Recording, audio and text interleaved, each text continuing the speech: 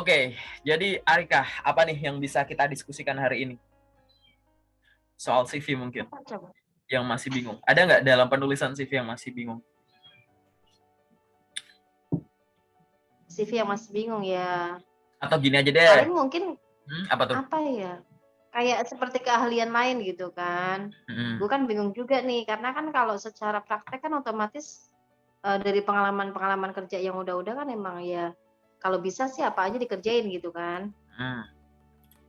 Cuman kan memang kerjaan yang yang aku pegang sejauh ini sih memang nggak terlalu membutuhkan keahlian khusus yang berhubungan dengan misalkan kayak apa Teknis gitu ya? PowerPoint, apa Excel atau apa gitu. Jadi memang sifatnya ya pasif kan, jarang dipakai kayak gitu kan. Karena memang kan udah Hmm, by sistem semua kan gitu loh. hmm, hmm. Kayak gitu. Oke, terus yang jadi kendala apa? Terkait dengan ini kan ibaratnya kita akan memperbaiki CV untuk karir yang lebih baik gitu kan? Gitu. Nah, Mm-mm. Mm-mm. kendala yang kamu temuin nih dengan CV yang sekarang gitu. Kamu udah pernah temuin data yang kayak gimana? Maksudnya kayak bingung dari sisi mananya gitu. Oke. Gini aja deh, CV-mu yang dikirim ke aku, dia udah pernah bawa kamu sampai lolos ke tahap apa paling jauh sejauh ini? Udah dipakai untuk apply-apply belum? Gue belum pernah sejauh ini gue belum pernah play-play ya. Maksudnya kayak dulu ke AXA kan memang karena jalur khusus lah. Artinya ada yang rekomendasiin jadi ya udah gitu kan. Hmm. Kalau misalkan kayak yang kerja di sekarang pun sama karena ada rekomendasi jadi ya udah gitu loh. Nah, Jadi kalau secara bagus khusus tuh. dari situ emang nggak Nah, ada. sekarang dibayangin lagi. Kalau misalkan sekarang CV-mu ini ya, kamu pakai lewat ngelamar biasa gitu. Bagus ada yang rekomendasi artinya performa kamu tuh harum. Harum sampai ke tetangga gitu ya. Jadi ada yang rekomendasi. Ini aku mau rekomendasi. Cuman maksudku adalah kamu sekarang masih ada keraguan nggak dari ngisi bagian mana? Tadi kan disebut bagian keahlian lain-lain ya.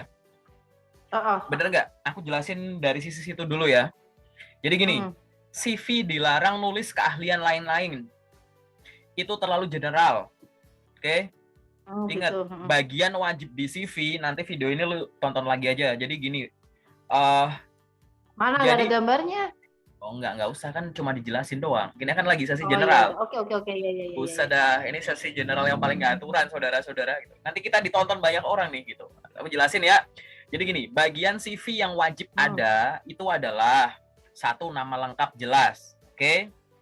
hmm, Kedua, profil atau summary CV, ringkasan CV yang biasanya satu paragraf perkenalan diri, ya kan? hmm, Terkait kita itu siapa, kita punya pengalaman apa secara keseluruhan, kita jago apa gitu. hmm, Jadi yang kedua hmm, itu.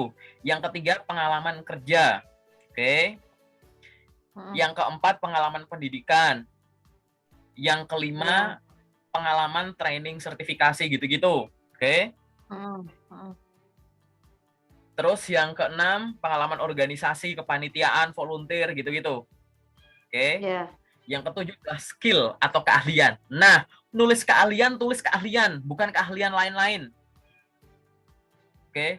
Jadi di CV jangan nulis kamu udah nulis keahlian, terus nulis keahlian lain-lain gitu. Banyak orang nulisnya Oh gitu. gitu. Hmm. Ada keahlian terus nulis keahlian lain-lain atau mungkin dia Oh pakai iya, iya, iya. template nggak diganti. Jadi itu gini ya, istilah lain-lain tuh artinya adalah kita udah nyebut keahlian, terus ada yang lain gitu, ya kan? Hmm, Nah, pertanyaanku adalah yang lain-lain ini kan sebenarnya bisa dimasukin ke kategori di dalam sini. Ngapain dipisah jadi hmm, lain-lain gitu. Jadi kurang ah, meng-highlight gitu kalau, kurang menonjolkan, ya kan? Iya kan? Kedua, ada yang keahlian aja nggak ada. Jadi tulisannya langsung keahlian lain-lain.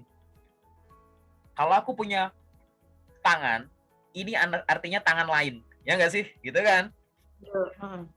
Lah, tangan aja belum disebut. Tiba-tiba langsung muncul sebagai tangan lain-lain. Lah ya, yang tangannya mana gitu. Jadi klasifikasinya salahnya di situ. Nah, di sini aku pengen gambarin ya.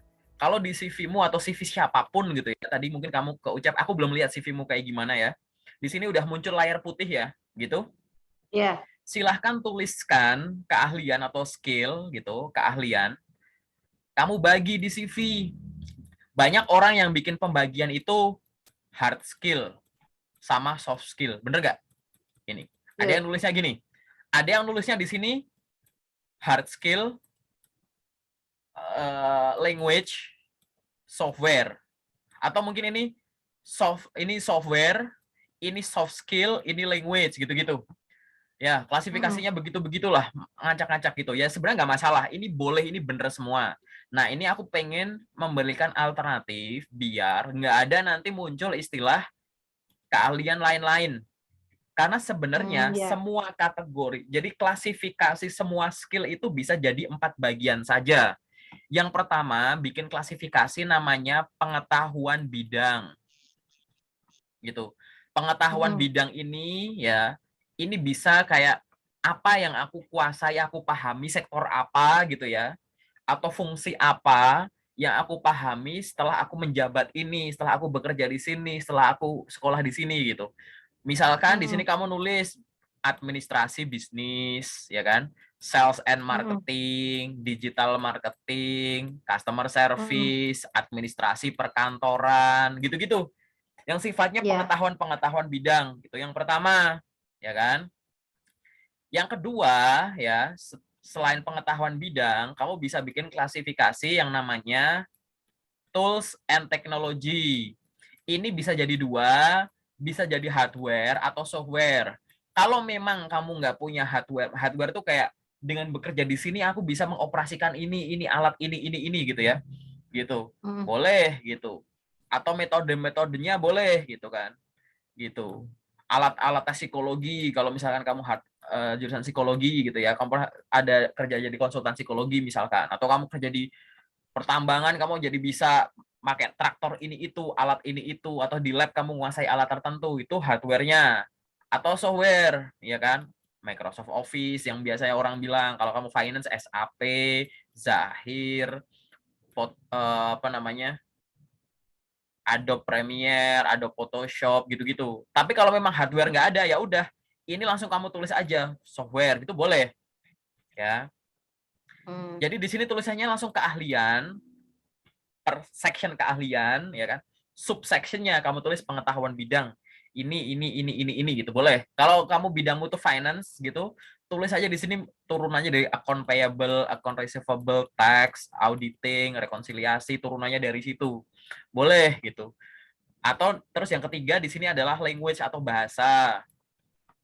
Baru yang keempat soft skill gitu. Klasifikasinya skill gitu. Jadi nggak ada klasifikasi keahlian lain-lain gitu. Jadi kamu tegas. Judulnya keahlian, bawahnya adalah pengetahuan bidang, hardware, software gitu. Hardware garis miring software, bawahnya langsung bahasa, bawahnya soft skill. Udah jelas. Jadi nggak ada judul lain-lain. Itu malah lebih tegas gitu. Ya kan? Gitu. Nanti kita ngomongin ini secara detail sambil lihat CV-mu deh gitu. Oke ya. Oke. Oke, ini terkait dengan nulis bagian skill. Terus kalau mungkin dari dokumen nggak ada masalah, di tahapan-tahapan tes ada yang masih ditanyain nggak? Atau apapun deh, terserah saya ingatmu apa deh. Ya kalau mau lewat rekomendasi, sekarang gini deh, kan kalau lewat rekomendasi kan itu kan kayak jalan tol gitu lah, fast track lah ya gitu. Cuman sekarang yoi banget dah gitu. Cuman sekarang bayanginnya gini, coba bayangin dalam kondisi sebelum kamu dapat tawaran. Kamu tuh biasanya bermasalah di tahap apa? Paling itu yang bikin bingung kadang-kadang kan masalah negosiasi gaji ya, gitu loh. Nego gaji. Oke, caramu nego gaji gimana sejauh ini? Pertimbanganmu apa?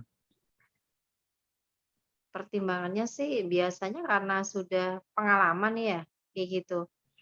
Kayak waktu yang pengalaman yang udah itu kan memang waktu itu kan pernah kerja di Syariah Suatu Bukopin tempat, kan. ya oke. Nggak usah sebut perusahaannya, nggak apa-apa Terus deh kan gitu. memang di-hire sama, Oke, KJPP gitu kan. ya. Nah, Kamu, oke.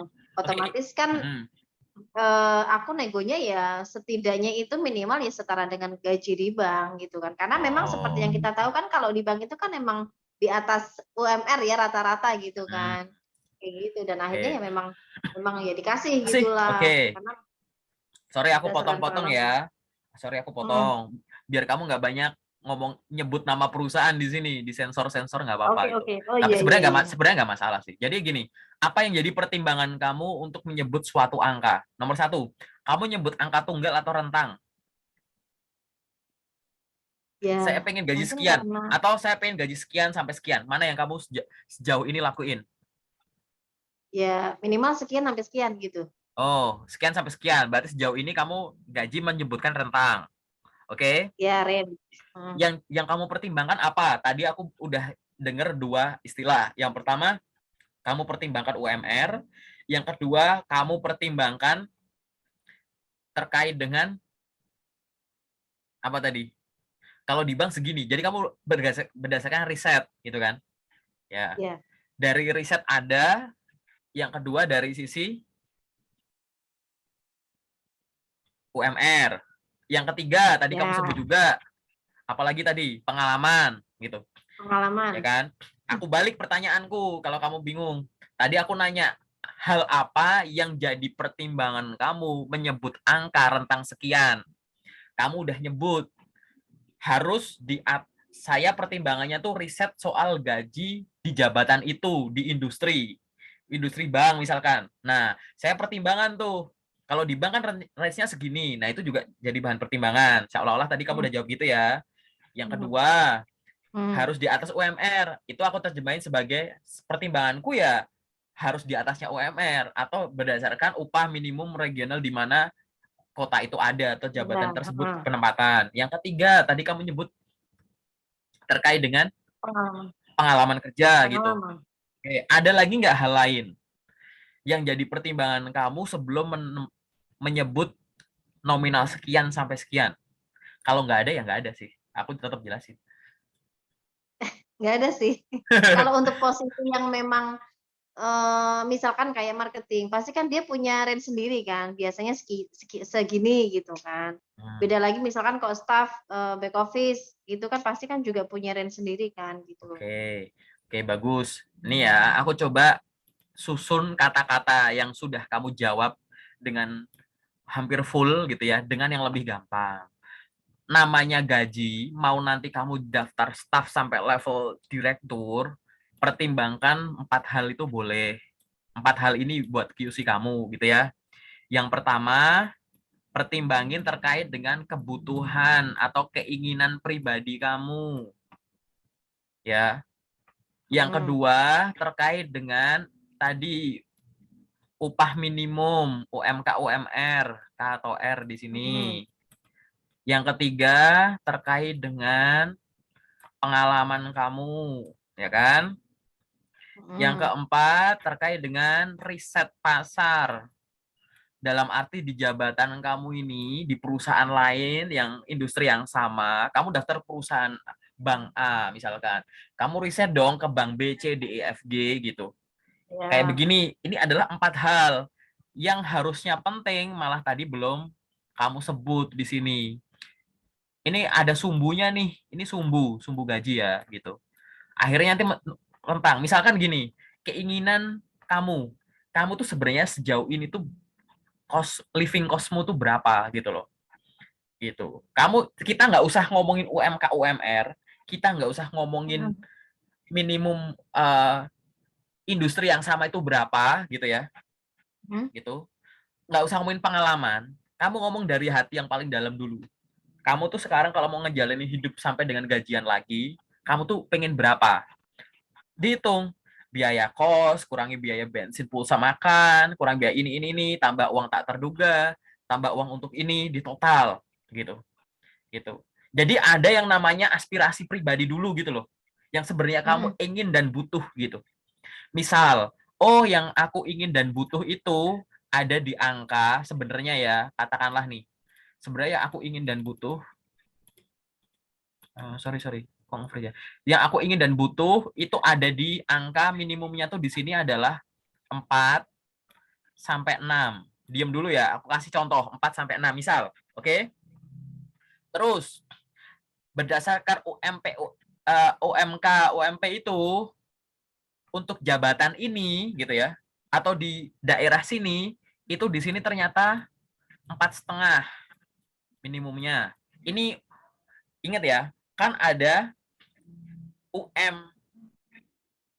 apa namanya ini? UMP, jadi yang satu provinsi itu berapa? Itu biasanya batas bawah tuh, ya kan? Tapi ada mhm, Sorry, kok UMP sih? UMR ya? Ya, UMR. UMK, UMP dan UMK, kok UMK sih ini? UMR. Nah, gitu. Jadi ada upah minimum satu provinsi itu minimumnya berapa? Biasanya dia akan ada di batas bawah tuh, ya kan? Gitu. Misalkan batas batas bawahnya bukan di sini deh. Misalkan, sorry. Ini yang kamu pengen, katakanlah itu ada di rentang sini, 4,5 sampai 6. Misalkan 4,5 sampai 6. Ini yang kamu pengen dulu ya, gitu. Nah, kamu daftar di mana? Katakanlah di Jawa Barat. Jawa Barat itu UMR-nya berapa? Regional, secara regional, nggak peduli daerah khusus dulu ya. Oh, ternyata katakanlah 3, gitu kan. Terus UMK tertinggi di Provinsi Jawa Barat mana? Paling Bekasi kan, ya nggak sih? Gitu. Iya. Ya, untuk Bekasi berapa biasanya minimumnya? 4,9 misalkan. Misal. Oke. Itu. Jangan di sini deh. Jadi ini ada angka 3, di sini ada angka 4,9. Ini 4,9. Terus berdasarkan pengalaman. Aku kalau pengalaman sih menurutku tuh ada di angka 5 sampai 7 misalkan, ya kan? Misalkan hasil riset, oh untuk jabatan ini kalau menurut riset itu gajinya itu dari 4 sampai katakanlah 6 gitu, ya kan? Ini kan ada irisan dari keempat ini, bener nggak? Ini loh, ini 6, ini sumbu 6 tuh di sini, ini sumbu 6, ini sumbu 6 tuh di sini. Set, ya kan? Ini sumbu 4,5 ada di sini. Set. Ternyata dari keempat ini adalah rentang yang, ya kan, paling banyak bersinggungan, gitu kan, di sini, ya nggak, gitu. Cuman ini kalau berdasarkan UMK, UMR, UMP ini ada di 4,9 atau 5, bukan 4. Berarti kan sumbunya naik nih, ya nggak, batas bawahnya ini kan sumbunya di sini berarti kan, di angka 4,9 atau 5 gitu. Oh gitu. Ternyata kalau mempertimbangkan 4 hal ini, masih jelas nggak suaraku? Kalau Jelas, jelas. mempertimbangkan 4 hal ini, irisannya itu di angka 5 sampai 6. Paham nggak? Sehingga Iya. kalau kamu nego gaji, mintalah 5 sampai 6. Gitu. Karena yang aku Iya. pengen tuh sebenarnya 4,5 sampai 6, tapi berarti ini segini, gini. Tapi gini, kalau nego gajinya 4 ini untuk, ini namanya mempertimbangkan 4 hal untuk menyebut rentang. Gitu. Oke. Nanti kalau misalkan nego, ya wah kita mending kalau nego kamu dikasih 5 ya otomatis terima gitu ya. Tapi kalau nego nggak 5 gimana? Katakanlah, wah kita cuma bisa 4,7 misalkan. Mau nggak gitu? Kalau lewat logika ini, kan nggak beririsan ke semuanya, ya nggak? Iya. Kalau negonya lebih bawah, lihat ini kan 4,7. Kamu lihat batas bawah ini. Ini. Batas pada dasarnya keinginan kamu kan batas bawahnya cuma 4,5, ya kan? Artinya 4,7 juga secara bodoh kamu masih tetap bisa hidup gitu. Ya nggak? Iya. Berarti mungkin ini bisa dipertimbangkan. Tergantung akhirnya nanti kamu kasih pertanyaan lanjutan. Terkait dengan ada benefit lain enggak, tugas tanggung jawabnya gimana, sistem lemburnya gimana, ada sistem bonus enggak, ada insentif enggak, ada tunjangan itu enggak, gitu-gitu. Ya kan? Iya. Gitu. Nah, ini yang harus dilakukan. Banyak orang lebih mikirin terkait dengan apa yang dipengen doang, tapi nggak riset. Atau yang penting di atas UMR lah, yang penting minimal UMR lah. Tapi kalau hitungan di atas kertas kurang buat hidupmu, paham nggak? Betul. Gitu. Jadi harus 4 pertimbangan ini. Nah, ini adalah cara paling gampang lakuin ini. Kamu coba iseng ditulis aja dulu. Kos kamu sejauh ini gimana? Beban gitu. Beban pengeluaranmu sekarang apa? Yang harus ada rutin tiap bulan. Terus makan gimana? Ini gimana? Terus gitu. Terus kamu pengen kalau ada nabung bisa nabung berapa? Apalagi gitu. Pada realistisnya aku butuh rentang segini. Oke, itu sumbu paling kiri udah. Habis itu yang ke sini, ya kan? UMK UMR gimana? Gitu. Ya kan? UMK UMR gimana? riset. Terus sampingnya lagi pengalaman, sampingnya lagi berdasarkan risetmu. Ingat ya, riset jabatan itu gampang. Ini kamu lihat bank lain iya, tapi kamu lihat jabatan atasnya. Misal kamu lihat di bank lain nominalnya sekian, bener nggak ya? Valid nggak ya infonya? Cuma lihat, kamu daftar staff, coba iseng riset gaji supervisor. Jangan sampai batas atasnya ternyata kamu lebihin. Ternyata itu sebenarnya di rentang supervisor gitu loh, misalkan. Ya kan? Mhm. Gitu. Ya udah, akhirnya tinggal cari irisan. Ya, yang aku pengen ditambah di UMK UMR, ditambah pengalaman estimasimu, tambah hasil riset, itu ada rentang yang beririsan. Nah, itu yang disodorin. Tapi kalau nanti diterima, sampaikan gitu. Nyodorinya, menyampaikannya jangan cuma langsung nyebut sekian sampai sekian. Kamu langsung boleh menyampaikan secara riset dulu. Jadi dengan bahasa misalkan gitu kan. Berdasarkan riset, misalkan kamu nyebut angka gini kan ada yang disuruh nyebut langsung, ada yang kamu ditawarin kalau di sini gajinya sekian, kamu mau nggak gitu. Kalau disuruh Nah, nyebut langsung, sebutkan saja gitu. Berdasarkan riset yang saya lakukan untuk posisi yang saya lamar dan saya sesuaikan dengan pengalaman yang saya miliki, saya mengajukan gitu. Gaji mhm, antara sekian sampai dengan sekian. Itu boleh. Kalau misalkan mhm, di awal itu ditawarin dulu misalkan, mau nggak gaji sekian, ternyata gajinya di bawah pasar. mhm, Sampaikan gitu. Berdasarkan uh, sampaikan dulu, ingat ya. Kalau kamu ditawarkan di bawah pasar berdasarkan hasil risetmu ternyata di bawah, lakukan step-step ini. Pertama, sampaikan ucapan terima kasih dulu. pasti. Ya, kalau yang tadi mau langsung ada terima kasihnya boleh nggak? Boleh gitu. Terima kasih. Kalau yang ini sampaikan dulu. Terima kasih atas penawaran yang diberikan gitu di periode offering ini, gitu kan. Habis itu sampaikan terkait dengan uh, Riset ya? hasil riset kamu gitu. Berdasarkan hasil riset yang saya lakukan, mohon maaf nominal tersebut gitu ya, itu masih di bawah pasar Pasar. gitu. Mempertimbangkan pengalaman saya yang pernah bekerja selama 5 tahun, di mana 3 tahun saya menjadi ini, 2 tahun menjadi ini, gitu ya. Mhm, Dan keterampilan saya untuk terbiasa melakukan ini, gitu. Gitu. Saya ingin mengajukan, apabila diperkenankan, saya ingin mengajukan nominal antara sekian sampai dengan sekian, gitu. Gitu. Boleh, gitu. Jadi kayak gitu. Jadi tergantung nanti, karena ada yang langsung ditanya kamu mau gaji berapa, ada yang langsung disodorin. Kalau di kita gajinya sekian ya, kamu gimana gitu. Ya sama-sama aja, ucapkan terima kasih, terus sampaikan udah cocok atau belum gitu. Baru nanti kalau udah deal di nominal tersebut, boleh nanti ada pertanyaan tambahan gitu. Mohon informasi terkait dengan benefit yang ada gitu kan. mhm, Apakah ada benefit lain yang diberikan oleh perusahaan? Bagaimana sistemnya kalau nanti ada lembur, overtime gitu ya? Apakah nanti ada mhm. sistem ini itu gitu ataukah yang lain gitu? Tanyakan. Udah nanyain soal udah selesai, ya udah ada tanya lagi ya kapan saya bisa tadi lanjut ke tahap selanjutnya atau gimana atau mulai deploy gimana gitu. Gitu ya. Itunya Mhm. semacam itu sih. Dan ini kamu harus ada journey-nya dulu karena kalau tadi sistemnya rekomendasi itu berarti bagus banget, kamu pasti punya prestasi bagus gitu. Jadi kesulitan dari sisi sini mungkin belum kamu hadapi lah gitu. Bagus gitu. Semoga nanti dapat rekomendasi lagi ke perusahaan selanjutnya. Enggak sih, enggak tahu Dari sih. Anda. Oh gitu. Itu nanti obrolan nanti aja deh gitu. Semoga yang ini udah kegambar ya Kak ya. Iya, sudah. Oke. Ada lagi nggak pertanyaan yang sifatnya general? Nggak ada sih sementara. Nggak ada? Oke, kalau nggak ada, kita masuk ke sesi yang detail dulu nih, Kak. Ya, bentar bentar.